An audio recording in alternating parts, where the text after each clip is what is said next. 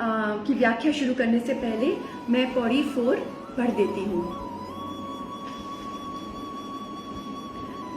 साचा साहिब साच नाए भाग्या भाव अपार, आखे मंगे दे दे दात करे दातार, फेर की अगे रखिए जिद से दरबार, मुँह की बोलन बोलिए जिद सुन तरे प्यार, अमृत वेला सच नाव वडियाई विचार, कर्मी आवे कपड़ा नदरी मोख द्वार, नानक एवं जानिए सब आपे सचियार। हमने अभी पिछली पौड़ी में देखा कि कैसे अलग अलग भक्त अलग अलग उस हुक्म की व्याख्यान करते हैं और कैसे कैसे उस मालिक के गुण गाते हैं, सिफत सलाह करते हैं अपनी अपनी बूझ के अनुसार। तो यहाँ पे एक बहुत ब्यूटीफुल मैसेज गुरु नानक देव जी दे रहे हैं कि हम क्या कर सकते हैं, हम क्या गलत कर रहे हैं और हमें कैसे भगवान से जुड़ना है। इस पौड़ी में आपको स्टार्ट हो जाएगा समझना कि भगवान से कैसे जुड़ सकते हैं हम, और हम कैसे गलतियां करते हैं भगवान से जुड़ते वक्त। साचा साहिब साच नाए भाग्या भाव अपार। इतना तो हमें पता है कि वो मालिक सच्चा है, सच्ची है उसकी सृष्टि, उसका हुक्म, उसका सच्चा है उसका हुक्म जिस पे ये सृष्टि चलती है। तो ये तीसरी बार है जब सच्चा शब्द आ रहा है, और पहली बार आया हमारे मूल मंत्र में सत्य नाम, वो मालिक सत्य है।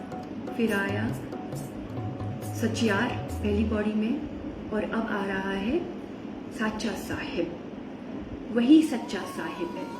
अगर हम सोचें कि हम साहिब बन के बैठे हुए हैं, हम एक ऑफिस में जाते हैं, हम साहिब बन जाते हैं। क्या साहिब बन जाते हैं? हमारे कल का पता नहीं, हम गए दूसरा आया, वो गया तीसरा आया। हम कौन सा सच्चा साहिब है?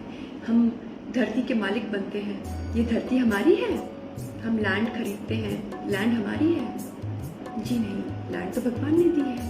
तो सच्चा साहिब कौन है? हम तो इस नाम से लैंड खरीद लेते हैं, ये नाम टपक गया, हम निकल गए, हम इस देह से निकल गए तो हमारी फैमिली को जाता है या किसी और को जाता है। तो ये सच्चा हो ही नहीं सकता। जो चेंज हो रहा है, मूल मंत्र को याद करिए, जो चेंज हो रहा है वो सच हो ही नहीं सकता। तो सच्चा तो कौन है? सच्चा तो वो मालिक है जो इतनी बड़ी मलकियत पे बैठा हुआ है, जो सृष्टि को सजाए इतनी बड़ी निज़ाम पे बैठा हुआ है और उस निज़ाम का जिम्मेवार है, वो मालिक सच्चा है। तो साचा साहिब साच नाए भाग्या भाव अपार। साच नाए, नाए जो शब्द है उसके 2 मीनिंग्स हैं, लेकिन मैं एक ही अभी की व्याख्या करूंगी क्योंकि ऐसे तो बहुत सारे मीनिंग्स आते हैं। संगत जी, जब मैंने व्याख्या सुनी तो सब के अलग अलग थोड़े से थोड़े मीनिंग हो सकते हैं। बुक में भी अलग अलग मीनिंग सब दिए हुए हैं, लेकिन हम वही वाला मीनिंग लेंगे जो सबसे ज़्यादा एक्सेप्टेड है, पॉपुलर है। क्योंकि याद रखिएगा, जपजी साहब गुरु नानक देव जी का अनुभव है जब वो भगवान से मिले थे, और वो अपना अनुभव वर्ड्स में अपने शब्दकोश से समझाने की कोशिश कर रहे हैं हमें। तो सोचिए, एक अनुभव को समझाना कितना मुश्किल है। जब गुरु नानक देव जी को इतना चैलेंजिंग लगा तो हमें कितना चैलेंजिंग लग सकता है हम इंसानों को। इसलिए जो भी महापुरुष ये समझाता है, जो संतों की जो मैंने सुनी है व्याख्या, जिनको सुन के मैं आपके सामने आई हूँ, उन सब में थोड़ा थोड़ा डिफरेंस है। तो इसलिए नाए जो शब्द है, साच नाए, उसके 2 मीनिंग्स हैं। एक तो है भगवान का नाम, नाए मतलब नाम, और दूसरा है नाए मतलब न्याय, मतलब उसका लॉ, उसका हुक्म।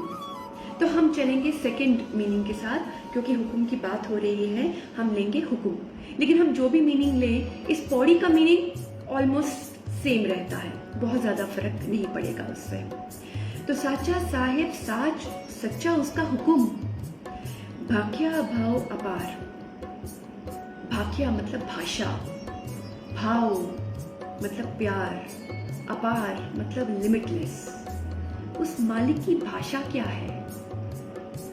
इस पौड़ी में गुरु नानक देव जी हमें समझाते हैं उस मालिक की भाषा के बारे में। वो मालिक कैसे कम्युनिकेट करता है हम सबसे। हमारी जो गुरबानी है वो गुरमुखी में लिखी है,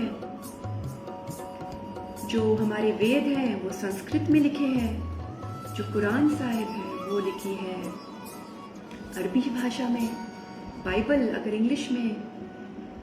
तो हम लोग सब समझते हैं कि भगवान की भाषा वही है जिसमें हमारे जो रिलीजन है उसकी भाषा से, जैसे हमने वो जो लिखे हुए हैं गुरु जो ग्रंथ हैं डिफरेंट भगवान की भाषा वही है। जी नहीं, भगवान की भाषा ना गुरमुखी है, ना इंग्लिश है, ना अरबी है और ना संस्कृत है। भगवान की भाषा है infinite divine love. Guru Nanak Dev ji ये हमें समझा रहे हैं कि वो प्यार से, प्यार की भाषा बोलकर अपनी सृष्टि चलाता है। वो भाषा हमारी तो समझ जाता है, हमारे जितने भी हमने अपनी लिमिटेड शब्दकोश है हमारे अलग अलग भाषा के, वो तो समझ जाता है, लेकिन हमें भगवान की भाषा समझ में नहीं आती। इसलिए भगवान की भाषा गुरु नानक देव जी समझा रहे हैं सिर्फ प्यार है। और ये प्यार ऐसी भाषा है कि आप किसी भी प्रांत के हों, किसी भी देश के हों, आप कहीं से भी हों, प्यार की भाषा हर जीव समझता है। एक पशु भी समझता है, एक इंसान भी समझता है, एक प्लांट भी समझता है। एक्सपेरिमेंट्स किए गए हैं कि प्यार से आप एक प्लांट को बड़ा करो, वो बहुत फूल देता है, हेल्दी ग्रो करता है, और आप गालियां देते रहो एक प्लांट को, वो मुरझा जाता है। एक साइंस के एक्सपेरिमेंट्स हुए हैं। खैर, यहाँ तो सिखा रहे हैं कि वो प्यार करता है मालिक, लेकिन हम कैसे उसके प्यार का जवाब देते हैं? हम कैसे? जब हम पिछली पौड़ी में मालिक के गुणगान कर रहे थे तो हमारी भाषा क्या थी? हमारी भाषा थी मोह। क्योंकि हमें पता है कि वो मालिक देने वाला है, वो मालिक भंडार है, खजाना है गुणों का और हर दात का और शक्तियों का। तो जो भी हमें चाहिए उस मालिक से ही मिलना है। इसलिए हमारी भाषा प्यार नहीं है। हम लोग करप्ट हैं, हम मैले हैं। इसलिए हम अपनी सोच और अपनी छोटी बुद्धि के हिसाब से ही सोच सकते हैं कि हमें कुछ चाहिए मालिक से, इसलिए हम मालिक से प्यार करते हैं, हम उनके गुणगान करते हैं। ये हम गलती कर रहे हैं। ये गलती है जो गुरु हमें समझा रहे हैं। क्योंकि मोह में क्या होता है? मोह एक विकार है। मोह में हम एक्सपेक्ट करते हैं। मोह तो लेस है एक्सपेक्टेशन से, एक कामना से। हम अपनी फैमिली से मोह करते हैं। मैंने अपने हस्बैंड को इतनी सेवा करी, मेरे हस्बैंड ने मुझे नहीं देखा। मैंने अपने माँ बाप की सेवा करी, मेरे माँ बाप ने तो मुझे कुछ भी नहीं दिया प्रॉपर्टी में। मैंने अपने बेटे को इतना देखा, मेरा बेटा तो मुझे पूछता ही नहीं है। मैंने फ्रेंड को इतना किया, मेरी फ्रेंड तो मुझे देखने ही नहीं आई हॉस्पिटल में। ये मोह है क्योंकि हम एक्सपेक्ट कर रहे हैं। हम कितनी गलतियां करते हैं क्योंकि हम मालिक को भी अपने जैसा छोटा समझ लेते हैं। हमें पता ही नहीं, क्योंकि वो हमारी गलती नहीं है। हमें पता ही नहीं मालिक क्या है, कितना बेअंत है, वो कितना प्योर है, कितना सच्चा है। हमें अगर उसका अंदाज़ा भी होता तो हम शायद ये गलती ना करते। हमें आइडिया नहीं है, और स्पेशली कलयुग वासियों को तो ये आइडिया नहीं है। तो हम अपने जैसा सोचते हैं मालिक को। हम गुरुद्वारे जाते हैं तो हम कुछ दान करते हैं और अपना नाम अनाउंस करवा देते हैं। जहां हमें ईगो कम करनी है, हौमें कम करनी है, हम इनडायरेक्टली अपनी हौमें बढ़ा रहे हैं उस मालिक के दर पे। हम उस मालिक को दाद देते हैं तो वो मालिक हमारी दाद का भूखा है क्या? उस मालिक, ये तो वैसे ही बात हो गई जैसे एक राजा ने 10 अशरफियां दी सोने की आपको, मुझे, हमें, और हम एक अशरफी उसमें से राजा को वापस दे दें कि ये आपकी टिप, ये लीजिए। It is senseless, it doesn't make sense. जो बुक है मेरी मनेश्वर चहल जी की, वहाँ तो लिखते हैं इट इज़ रिडिक्यूलस, वहाँ ये वर्ड्स हैं यूज्ड हैं कि इट इज़ रिडिक्यूलस, कि हम सोचते क्या हैं, इट इज़ लाफेबल मैटर। हम कितना मजाक उड़ा रहे हैं अपना ये सब काम करके। तो हम मंदिर में जाते हैं, हम कुछ देते हैं, मंदिर गुरुद्वारे जहाँ भी हम जाते हैं कुछ देते हैं और हम एक्सपेक्ट करते हैं कि हमने ये दिया है तो मालिक हमें ये दे दे, हम ये दात, हम ये चढ़ावा चढ़ाएंगे, हम ये भेंट चढ़ाएंगे उस मालिक को। उस मालिक को हम क्या भेंट कर सकते हैं? ये तो हमारे दिल की मैल है जो निकल रही है। तो हम करप्ट हैं, हम पॉलिटिशियंस के जैसे सोचते हैं, पॉलिटिक्स प्ले करते हैं उस दाते के साथ, उस मालिक के साथ। तो साचा साहिब साच नाए बाकिया भाव अपार, आंखें मंगे, हम मांगते ही रहते हैं। जब हम बोलते हैं ना आंखें, जब हम उनकी सिफत सलाह कर रहे होते हैं तो हम मांग रहे होते हैं। हम अपने में झांकी मारें तो हमारे अंदर एक लिस्ट बनी हुई है, please bless us with good health, please हमें फैमिली को प्रोटेक्ट कर लेना, कल मेरे बेटे की एग्ज़ाम है प्लीज़ देख लेना, प्लीज़ आप इसको ठीक कर देना, प्लीज़ आप हमको घर दिला दो, प्लीज़ ये कर दो। तो हमारी तो लिस्ट अंदर ही अंदर तैयार है। गुरुजी ने क्या कहा है, मंगो ना मन्नो। उन्होंने अपने कलयुगी हमको, कलयुगी जीव को अपनी लैंग्वेज में, एक सिंपल लैंग्वेज में समझा दिया और वही चीज़ गुरबानी में लिखी हुई है। तो हम लोग क्या करते हैं, आंखें मंगे दे दे, वो माँ दाता क्या करता है, लेकिन दाता को तो सब पता है हमारे बारे, हमारे इंटेंशंस के बारे, हमारे विकारों से लेस, हमारे कामनाओं से लेस, एक्सपेक्टेशन से लेस जो हमारी प्रेयर्स होती हैं, वो दाता तो समझता है। लेकिन वो क्या करता है, देह दात करे दातार, वो देता रहता है, वो देता रहता है। वो बहुत दयालु है, वो जरूर देता है। लेकिन कभी कभी हमारी मांग इतनी ज़्यादा होती है और हमारी झोली छोटी का मतलब हमारी ज़िंदगी छोटी होती है और हमारी मांगे बहुत, हमारा देश एकदम वीक हो जाता है जैसे हमने पिछली कौड़ी में देखा। लेकिन हमारी मांग, हमारी कामना पूरी नहीं होती। हमारी बॉडी में तकलीफ है, हम उठ नहीं पा रहे हैं, लेकिन हमारी जो एक्सपेक्टेशंस थी ज़िंदगी से वो ख़त्म नहीं हुई, हम सेटिस्फाइड नहीं हुए। तो वो जो मांग है, जिससे आपकी जो कामना है वो पूरी नहीं हुई इस ज़िंदगी में, तो बस अगला जन्म मिलता रहता है। तो हमारी जो मांग है, हमें जन्म पे जन्म, जन्म पे जन्म, जन्म पे जन्म, ये भी एक रीज़न है हमारे जन्म पे जन्म होने का।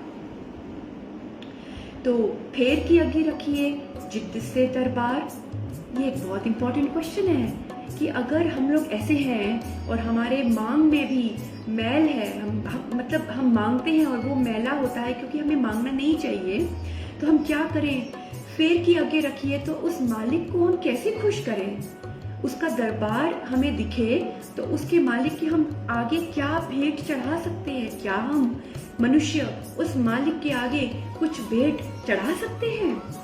दूसरा क्वेश्चन, मुंह की बोलण बोलिए जित सुन तरे प्यार, कि हम में भी वो प्यार आ जाए और मालिक भी हमें और भी प्यार करे। तो हम अपने मुंह से ऐसा कोई बोल है, कोई मंत्र है जो हम बोल पाए जिससे वो मालिक खुश हो जाए और हमारे अंदर प्यार आ जाए? तो ये दो इम्पॉर्टेंट क्वेश्चंस हैं जो, इसका आपको छोटा सा आंसर यहाँ तो मिल जाएगा, लेकिन थ्रू आउट जगजीत साहब आपको इसका आंसर मिलता रहेगा। तो ये दोनों क्वेश्चंस हैं कि अगर हम मैले हैं तो हम क्या करें, फिर हम कैसे प्रे करें। तो गुरु नानक देव जी समझाते हैं कि नहीं, हमारे बस में कुछ भी नहीं है, हमारे ऐसी कोई दात नहीं है जो हम मालिक को दे पाए, कुछ भी नहीं है, नथिंग। और ऐसे कोई बोल नहीं है जो हम, कोई मंत्र नहीं है जो हम मालिक को चढ़ा पाए। तो क्या कर सकते हैं? लेकिन हाँ, कुछ कर सकते हैं हम। और हम क्या कर सकते हैं? अमृत वेला सच नाओ वडियाई विचार। अमृत वेला, अब इसके अलग अलग मीनिंग हैं। एक तो वही मीनिंग है जो हम सब समझते हैं। अमृत वेला मतलब वो वेला जब सूर्य उगने के पहले 96 मिनट्स बिफोर सनराइज हम उठें, और उस वेले को अमृत वेला कहते हैं। उसको वेदों में ब्रह्म मुहूर्त भी कहा गया है। और या हम एक और ट्रेडिशनल मीनिंग भी है अमृत वेला का, एंड दैट इज़ क्योंकि उस टाइम घड़ी नहीं थी जब ये सब वेद पुराण और ये गुरबानी लिखी गई है, तो उस समय एक पूरे दिन 24 घंटे को पहर में डिवाइड किया जाता था। तो 8 पहर होते थे और एक पहर 3 घंटे का होता था। 2 घंटे सूर्य उगने से पहले और 1 घंटा सूर्य उगने के बाद। उसको भी अमृत वेला ट्रेडिशनली कहा जाता है। और उसका एक और मीनिंग है अमृत वेला का कि अमृत, मृत मतलब मरना, अमृत मतलब अमर होना, जो मर ना पाए, तो उसका भी मतलब है अमृत वेला। मतलब वो वेला जब हम भगवान से मिल जाएं, जब हम भगवान में एक हो जाते हैं, ज्योति ज्योत रले, जब हमारी ज्योति उस मेन ज्योति भगवान की ज्योति से मिल जाती है, तब हम अमर हो जाते हैं। तब मैं तुम हम लोग नहीं रहते ना, तब हम अमर हो जाते हैं। तो वो भी अमृत है। और इसका एक और मीनिंग भी आता है जो अभी मुझे गुरुजी ने समझाया इतना रिसर्च करवा के, कि अमृत वेला वो भी है जब भी आप भगवान का नाम लो, वो वेला अमृत वेला। तो जो सूट करे आप वो अपना लीजिए।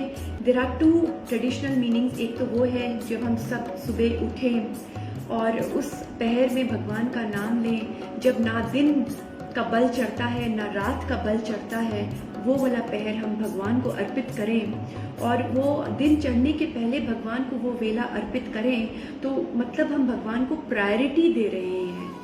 वो वेला हम भगवान के नाम कर दें। और हम उस वेले में करें क्या? सच नाम, उसका नाम जपे, उसका नाम सच्चा है, नाम जपे, वडियाई विचार, उसकी बढ़ाइयाँ करें, उसके विचार करें।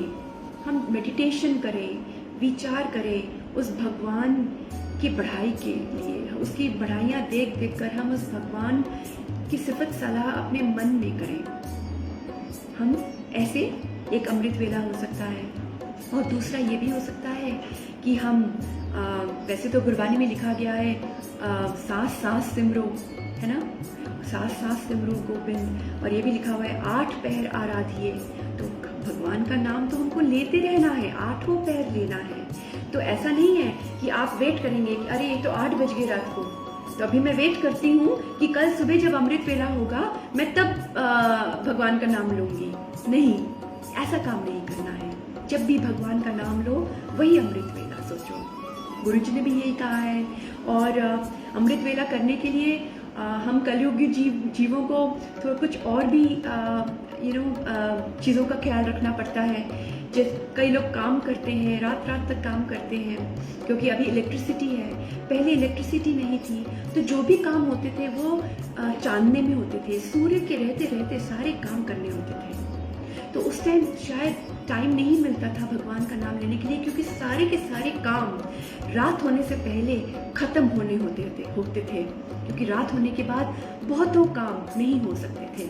लेकिन अब ऐसा नहीं है, अब तो हमारे काम चलते रहते हैं। तो इसलिए आपको जो सूट करे आप ले लीजिए, गुरुजी का मार्ग अपना लीजिए। जब आप भगवान का नाम लें तभी अमृत वेला, यही मान के चल लीजिए। और जो लोग अपने पर्सनली सेटिस्फाइड हैं कि वो अमृत वेला सुबह उठ के भगवान का नाम लेना चाहते हैं, वो वैसा कर लें। भगवान का नाम लेना है जैसे मर्जी कर लें। तो ये मैंने आपको बताया कि गुरु नानक देव जी क्या मैसेज दे रहे हैं। अमृत वेला सच नाओ वडियाई विचार। हम कुछ नहीं दे सकते भगवान को, बस उसको याद कर सकते हैं। हम अमृत वेला, सुबह का वेला या तो उसको दे दें या उसको याद करते रहें पूरे दिन भर, और वही अमृत वेला हो जाएगा। क्योंकि भगवान को चेते रखना, याद करने से ही हमारा वडियाई विचार, हमारी सिफत सलाह भगवान की होती रहेगी। इससे क्या होगा, इससे हमें क्या मिलेगा? गुरु नानक देव जी समझा रहे हैं, कर्मी आवे कपड़ा, नजरी मोख द्वार। इससे हमारे कर्मों से हमें कपड़ा तो मिल जाएगा। ये देह जो हमें मिलती है, ह्यूमन बॉडी, एक कपड़ा माना गया है। ये हमें कपड़ा मिल जाएगा हमें हमारे कर्मों से। लेकिन जो मोक्ष मिलता है, जो मोक्ष मिलता है, वो हमारा राइट नहीं है। हम नहीं कह सकते कि हमने इतना किया, हम रोज अमृत वेला उठे, हमने भगवान का नाम 8 पहर लिया, हमें तो मोक्ष मिलेगा ही मिलेगा। जी नहीं, मोक्ष हमें सिर्फ उस भगवान की बख्शीश से मिलता है। नदरी मोक्ष द्वार, अगर उस भगवान की नजर आप पे पड़ गई क्योंकि आप इतनी भक्ति कर रहे हो, तो वो आपको एक मोक्ष के द्वार दिखा देगा। तो कर्मी आवे कपड़ा, कपड़ा तो हमें मिल जाएगा। हमारे कर्म करने से, अच्छे कर्म करने से हमको इंसानी देह शायद मिल जाए, लेकिन जो मोक्ष अगर चाहिए तो वो हमें बिना एक्सपेक्टेशन के भगवान को आराधना है, भगवान की पूजा करनी है, भगवान की सिफत सलाह करनी है, भगवान को मोह नहीं प्यार करना है। अनकंडीशनल लव हमें ट्राई करना है, अनकंडीशनल लव उस भगवान को करने के लिए, बिना किसी एक्सपेक्टेशन के अगर आप प्यार करते हैं, उसे प्यार प्रेम कहा जाता है। और प्रेम में बहुत पावर होती है, प्रेम अपार होता है, इनफाइनाइट होता है, मोह नहीं। मोह तो जैसे पहले डिस्कस किया, एक्सपेक्टेशन से लेस है। नानक एवं जानिए सब आपे सचियार, ऐसे करते करते हम समझ जाएंगे कि सब आप पे वो भगवान ही है, आप पे सचियार, सब आप पे सचियार वही भगवान है। और इसका एक और मीनिंग ये भी आता है कि सब आप पे सचियार बन भी जाएंगे, ऐसे करते